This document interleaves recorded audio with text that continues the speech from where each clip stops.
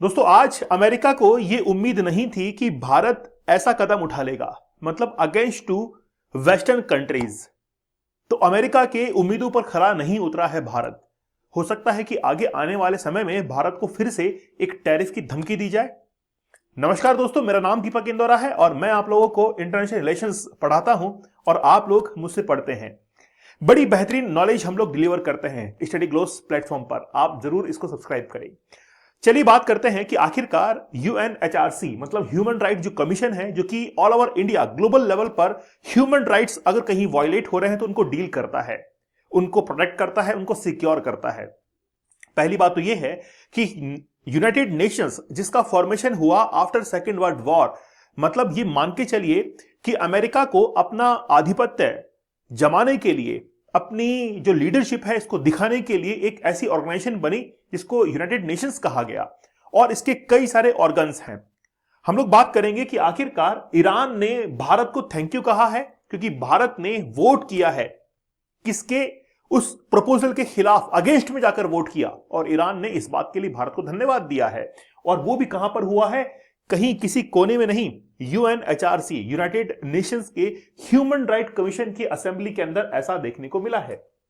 चलिए, recently Hindi newspaper, आप लोगों को पता है कि हिंदी न्यूज़पेपर जब भी कुछ लिखता है तो वो बड़ा ये मान के चलिए सटीक लिखता है, उसको कोई घुमा फिरा कर बात लिखनी नहीं आती। थैंक यू इंडिया, यूएनएचआरसी में भारत ने खुलकर दिया साथ तो गदगद हुआ ईरान, मुंह देखते रह गए पश्चिमी देश। किस तरीके से इंडियन जो हिंदी न्यूज़पेपर्स हैं वो लिखते हैं। तो जो पश्चिमी देश है उनको ये उम्मीद नहीं थी कि भारत जो है वो इस प्रपोजल के अगेंस्ट में वोट करेगा और पाकिस्तान के साथ में जाकर खड़ा हो जाएगा या फिर ईरान के साथ में जाकर खड़ा हो जाएगा। तो बात यह है कि भारत ने जिस तरीके से स्टैंड लिया है, इसकी कई डायमेंशंस में आप लोगों को बताऊंगा कि अगर भारत इसके पक्ष में वोट करता, भारत अगर न्यूट्रलाइज रहता और भारत ने विपक्ष में वोट किया है तो भारत को क्या कुछ हासिल हो सकता है, क्या जो है प्रॉब्लम्स भारत को फेस करनी पड़ सकती है, बड़ा विस्तार से बात करेंगे। दोस्तों ये जो सभा आप लोग देख रहे हैं, जो असेंबली आप लोग देख रहे हैं, इसको United nation human right commission कहा जाता है। जैसे लंदन के अंदर एक इंस्टीट्यूशन है, उसके हेडक्वार्टर्स है एमनेस्टी इंडिया, एमनेस्टी इंटरनेशनल। तो वो क्या करती है, पूरे ग्लोबल लेवल पर जो भी कोई ह्यूमन राइट के वायलेशंस हो रहे हैं उनको वो देखती है, उनको न्यूज करती है और लोगों तक पहुंचाती है। वैसे ही united nations human right commission जो है वो भी इन्हीं चीजों के अंदर डील करता है। एक्चुअली में क्या था कि यूनाइटेड नेशंस का फॉर्मेशन तो बहुत पहले हो चुका था, लेकिन 2006 तक कोई भी ह्यूमन राइट कमीशन यूएन के पास में नहीं था। एक था जिसको ह्यूमन राइट जनरल असेंबली कहा जा रहा था, लेकिन 2006 के अंदर यूएनएचआरसी का जन्म हुआ, United nation human right commission का जन्म हुआ। इसमें यह डिसाइड किया गया कि टोटल जो मेंबरिंग कंट्री रहेंगे वो 47 इसके मेंबर कंट्रीज रहेंगे। 3 साल तक सदस्यता दी जाएगी और हर 3 साल के बाद में फिर वोटिंग होगी सीक्रेट बैलेट पेपर के ऊपर और यह चुना जाएगा कि आखिरकार वो 47 देश कौन होंगे जो कि डिसाइड करेंगे किसी देश के अंदर वाकई में ह्यूमन राइट का वायलेशन हो रहा है या फिर नहीं हो रहा है, या फिर महिलाओं के ऊपर अत्याचार होना, बच्चों को जो है मारा जाना, ऐसे बहुत सारे जो इश्यूज हैं उनको डील करेगा यूएनएचआरसी। तो ये जो 47 मेंबर हैं ये डिसाइड करते हैं कि आखिरकार क्या कुछ वहां पर चल रहा है किसी भी कंट्रीज के अंदर। जैसे ईरान को लेकर बात है तो रिसेंटली ईरान को लेकर एक मुद्दा उठा कि ईरान के अंदर ह्यूमन राइट का वायलेशन हुआ। देखिए पहली बात तो यह है, पूरे विश्व में अगर किसी देश ने ठेका लिया हुआ है ह्यूमन राइट का कि कहीं पर भी वायलेशन नहीं होना चाहिए तो वो है अमेरिका। चाहे उसके देश के अंदर कोई भी व्यक्ति क्यों ना हो, उसका ह्यूमन राइट वायलेट क्यों ना हो जाए। लेकिन आप मुझे बताइए कि जब साउथ अफ्रीका के president Cyril Ramaphosa white house के अंदर गए थे ये कहने के लिए कि हमारे जो फार्मर्स हैं उनके ऊपर वहां पर अत्याचार होता है, केवल वो कहने के लिए गए थे, बातचीत करने के लिए गए थे। लेकिन जिस तरीके से डोनाल्ड ट्रंप के साथ में वहां पर बहस हुई और डोनाल्ड ट्रंप ने जो है वो बेइज्जत किया, उनको डिसऑनर किया सिरिल रामाफोसा को, क्या वो ह्यूमन राइट का वायलेशन नहीं था? वो तो सम्मान लेने के लिए वहां पर गए थे। आप सीधी तरीके से भी बात कर सकते हैं, आप जो है सम्मान के साथ में बात कर सकते हैं, लेकिन नहीं, अमेरिका जो है ये शो करता है कि वाकई में मेरे ऊपर कोई भी नहीं है। तो अमेरिका ने रिसेंटली, या फिर हम लोग कहें कि यूनाइटेड नेशंस के जो मेंबर्स हैं, उन्होंने कहा कि ईरान के अंदर ह्यूमन राइट वायलेशन हुआ। जिस समय एंटी गवर्नमेंट प्रोटेस्ट चला था ईरान के अंदर, उस समय 3117 लोग उसमें मारे गए हैं। अब एक्चुअली में यूएस बेस्ड जो ह्यूमन राइट एक्टिविस्ट हैं उन्होंने क्या कहा कि नहीं नहीं, ये नंबर जो है वो ज्यादा है, ये नंबर 4519 का है, ईरान इसके अंदर झूठ बोल रहा है। कोई बात नहीं, इसको कंसीडर कर लेते हैं, इसमें कौन सा जो है बुरी बात है। देखिए 4519 जो है वो लोग मारे गए हैं एज अकॉर्डिंग टू यूएस। फिर 4251 जो प्रोटेस्टर्स हैं उनकी डेथ हुई, 197 सिक्योरिटी जो है पर्सनल्स, फिर 35 पीपल जो कि 18 एज से कम थे, और 38 जो लोग थे जो कि वहां पर खड़े थे, है ना, जो कि वहां पर खड़े थे, उनको भी इसके अंदर हानि पहुंची थी। बात यह भी है कि ये कह रहे हैं कि 9000 जो लोग हैं, 9049 जो लोग हैं, एडिशनल डेथ उनकी हुई है जो कि अंडर रिव्यू है, मतलब उनकी जांच चल रही है। अल जजीरा ने इस चीज को जो है अभी रिव्यू के ऊपर रखा है कि 9000 लोग जो है उनकी डेथ के ऊपर रिव्यू चल रहे हैं। बात यह है कि ये सारा मामला जो है इसी चीज को लेकर कि ईरान के अंदर ह्यूमन राइट का वायलेशन हुआ है, ये मुद्दा जाता है यूएनएचआरसी के अंदर, जहां पर फिर वोटिंग होती है। अब देखिए कि इस तरीके से वोटिंग का पेज होता है। जैसे ही इंडिया ने इसके अगेंस्ट के अंदर वोट किया, जब वोटिंग होती है तो तीन ऑप्शन जो है वहां पर होते हैं। एक तो होता है यस का, एक होता है नो का, और तीसरा होता है एब्सेंट। जो देश वहां पर एब्सेंट ही हो गए हैं, वहां पर पहुंचे ही नहीं है, तो भारत ने इसमें नो के ऊपर वोटिंग की, और बहुत सारे जो वेस्टर्न कंट्रीज थे उन्होंने यस के ऊपर वोटिंग की, और कुछ देश इसके अंदर क्या थे, एब्सेंट थे। अब भारत ने नो के ऊपर वोटिंग क्यों की? देखिए वो जो प्रपोजल था उसमें लिखा हुआ था कि ईरान के अंदर ह्यूमन राइट का वायलेशन हुआ है, और जो प्रोटेस्ट वहां पर हुए हैं, सिविलियन प्रोटेस्ट हुए हैं, उसके अंदर बहुत सारे लोग मारे गए हैं। तो भारत ने कहा कि कोई भी ह्यूमन राइट का वायलेशन नहीं हुआ है, इसलिए भारत ने नो के ऊपर वोट किया, जो कि यहां पर साफ तौर पर जाहिर है।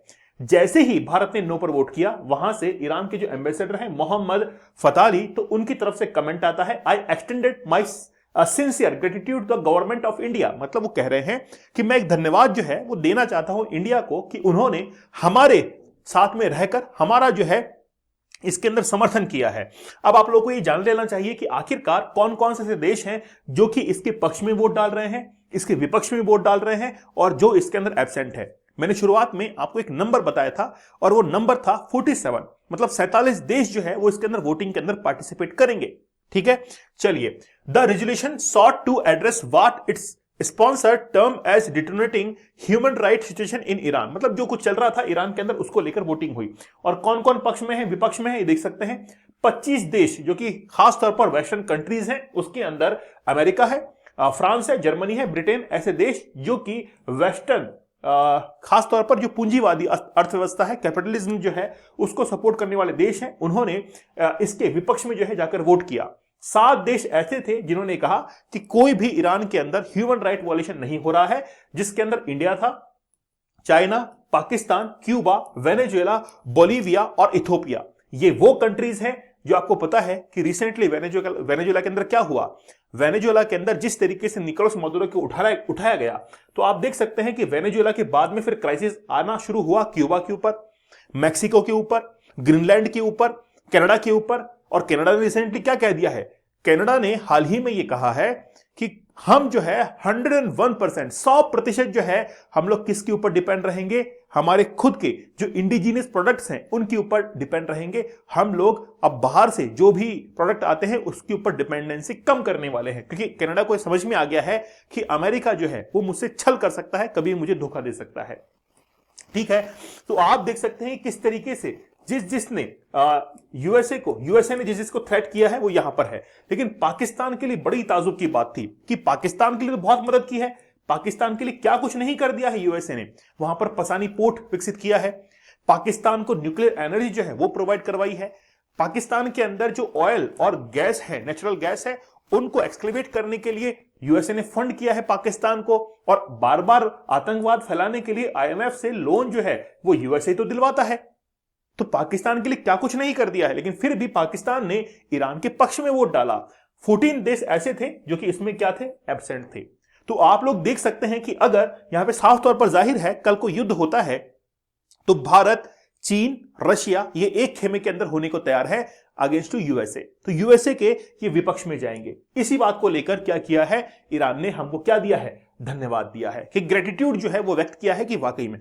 अब देखिए भारत के लिए इतना जरूरी क्यों है वो हमको समझना पड़ेगा। देखिए भारत ने बहुत पैसा लगाया है ईरान के अंदर, और अगर हमको चाइना से, अफगानिस्तान से, यानी कि चाइना को अगर डिफीट करना है तो हमको अफगानिस्तान से मदद लेनी पड़ेगी, है ना। और वो रास्ता जाता है ईरान के माध्यम से। अब ईरान के अंदर हमने चाबहार पोर्ट जो है वो विकसित किया और चाबहार पोर्ट पर हमने फ्रेट कॉरिडोर्स बनाए, रेलवे का निर्माण किया, ताकि ग्वादर जो पोर्ट है जिसको चाइना पाकिस्तान के अंदर बना रहा है, वो क्या करना चाहता है कि यहां पर अपनी मौजूदगी को रखना चाहता है और इंडिया यहां पर मौजूद रहेगा। अगर पाकिस्तान कल को कुछ भी करता है तो इंडिया जो है वो यहां से भी रिटालिएट कर सकता है। अब आप देख सकते हैं कितना कम दूरी पर रह गया है, ग्वादर यहां पर है और ये जो है चाबहार पोर्ट यहां पर है। हमको अफगानिस्तान के अंदर सीधा एक्सेस मिल रहा है। तो जब हमारा पैसा इतना खर्च वहां पर हो चुका है तो हम लोग क्यों फिर पीछे हटे? कल को हमारा ही प्रोजेक्ट जो है वो यहां पर खराब हो सकता है। एक्चुअली में क्या हुआ है कि यूएसए ने जब सैंक्शंस लगाए ईरान के ऊपर तो चाबहार पोर्ट जो था वो भी पूरी तरीके से बंद हो गया था। तो भारत को बहुत नुकसान हुआ था कि भारत ने इतना पैसा खर्च किया है और मिडिल ईस्ट के अंदर जो एक्सेस था वो इंडिया का बंद हो रहा था। आप लोग को पता होगा कि भारत जो था वो अफगानिस्तान के अंदर गेहूं की खेप पहुंचाना चाह रहा था। अब भारत के लिए यह रास्ता बहुत बड़ा था, तो भारत ने कहा कि यार हम तो जो है वो सीधा पाकिस्तान से क्या रास्ता ले सकते हैं। तो पाकिस्तान ने इनकार कर दिया कि पाकिस्तान ने कहा कि तुम एक काम करो कि यहां तक गेहूं को लेके आओ और ट्रक से जो है अनलोड करो, हम वापस में ट्रक के अंदर उसको लोड करेंगे और अफगानिस्तान के अंदर पहुंचा देंगे। तो भारत ने कहा कि नहीं ये तो पॉसिबल नहीं होगा कि तुम लोग अनलोड करो फिर वापस से लोड करो और फिर अफगानिस्तान में जाए। बोला ठीक है रहने दो। हम तो पाकिस्तान को क्या कर रहे थे, आजमा रहे थे कि पाकिस्तान क्या कहता है। और फिर इस बात को हमने सबको बताया कि देखो पाकिस्तान अफगानिस्तान को जो फूड ग्रेन्स हैं इनकी मदद नहीं करने दे रहा है। फिर हमने यही रास्ता अपनाया और यह रास्ता अपनाकर अफगानिस्तान को मदद की थी ड्यूरिंग कोविड का उस समय टाइम पीरियड था। तो सब देशों को समझ में आ गया कि भारत जो है वो ह्यूमैनिटेरियन हेल्प जरूर करता है। तो अब ये जो चाबहार का मुद्दा है ये वापस से अब इंडिया के पक्ष में आएगा, क्योंकि ईरान जो है वो अब भारत से खुश हो चुका है कि यार भारत जो है हमारा साथ देगा। देखिए भारत और ईरान का रिलेशन बहुत पुराना है, आज कोई नई बात नहीं है। मतलब 3000 जो ईयर्स हैं उससे भी बहुत पुराना है। हो सकता है कि हमारे जो बुक्स वगैरह है उसमें ना लिखा हुआ हो, लेकिन ईरान इस बात का जिक्र करता है कि हमारा जो रिश्ता है, रिलेशन है, वो बहुत पुराना है। ठीक है, तो दोस्तों ये बात है कि अब यूएसए को ये बात समझ में आ चुकी है कि इंडिया जो है वो अब जो इंटरनेशनल ऑर्गेनाइजेशंस है वहां पर भी किसी से दबाव में नहीं है। और जहां तक बात है टैरिफ की, तो टैरिफ का केवल और केवल एक हवा था और कुछ भी नहीं है। देशों को समझ में आ गया कि हमको इंडिपेंडेंट होने की जरूरत नहीं है। मतलब हमको इंडिपेंडेंट होने की जरूरत है, ज्यादा डिपेंड होने की जरूरत नहीं है। या ओवर डिपेंडेंसी भी बहुत खराब होती है, क्योंकि अमेरिका क्या कुछ दे सकता है पूरी दुनिया को? वॉर, वेपन्स, यही दे सकता है। और क्या देगा वो? इसके अलावा उसके पास में कुछ भी नहीं है। वो दूसरे देशों को लूट सकता है, जैसे वेनेजुएला को देख लीजिए, अब उसकी नजर क्यूबा के ऊपर है। फिर देख लीजिए कनाडा, आप देखिए ग्रीनलैंड, ऐसे वो हमले करता है। तो यूएसए की जो एम्बिशंस हैं वो ओवर एम्बिशन के अंदर कन्वर्ट हो चुकी है। तो अब यूएनएचआरसी के अंदर भारत ने जो दमखम दिखाया है, वाकई में यूएसए को ये पता लग चुका होगा कि इंडिया जो है वो किसी के प्रेशर के अंदर नहीं है। चलिए दोस्तों, हमारा डीप वर्क का एक कोर्स बड़ा जबरदस्त है। मतलब फोकस की क्या पावर होती है आप लोग जान सकते हैं। कोई भी काम होता है, जैसे पढ़ाई करना है, बिजनेस करना है, पढ़ाना है, वो सब कुछ फोकस से हो पाता है। तो आप देखिए कि फोकस का कितना इंपॉर्टेंस है। काम करने की अपनी टेक्निक्स होती है। मैंने 30 टेक्निक्स आप लोग को बताई कि कैसे आप अपने काम को, वर्क को डीप वर्क में कन्वर्ट कर सकते हैं, ताकि आप लोगों को उसका मैक्सिमम आउटपुट मिल सके। दोस्तों हमारा जो चैलेंज है, ठीक है, 175 डेज का, 100 डेज का हार्ड चैलेंज, 75 डेज का हार्ड चैलेंज, इसके ऊपर अभी डिस्काउंट चल रहा है। आप लोग को चैलेंज कूपन कोड यूज करना है, जिससे डिस्काउंट प्राइस में आपको ये मिलेगा। 3 लेवल्स में मैंने कन्वर्ट किया है इसको। लेवल 1 बहुत ईजी है, लेवल 2 थोड़ा मॉडरेट है और लेवल 3 जो है वो थोड़ा हार्ड है। मतलब देखिए, हमको ये लगता है कि बहुत छोटी चीज है। आप एक बार चैलेंज एक्सेप्ट करेंगे तो आपको पता लगेगा कि आप ज्यादा दिन तक चल नहीं पा रहे हैं। 10 दिन, 15 दिन, 20 दिन मैक्सिमम बता रहा हूं मैं आपको, आपका चैलेंज टूट जाएगा। क्योंकि मैंने इसके अंदर जो आपके लिए चैलेंज रखे हैं वो आपसे हो ही नहीं पाते हैं। आपको लगता है कि सर ये तो मैं चीज नहीं छोड़ सकता हूं, लेकिन अगर आपको कोई बैड हैबिट छोड़नी है तो खुद को ही चैलेंज करना पड़ेगा, तभी तो चेंज आएगा। दीपक इंदौरा ऑफिशियल टेलीग्राम पर जरूर ज्वाइन कर लीजिएगा। तो मिलते हैं आप लोगों से नेक्स्ट सेशन के अंदर। तब तक धन्यवाद, थैंक यू, जय हिंद।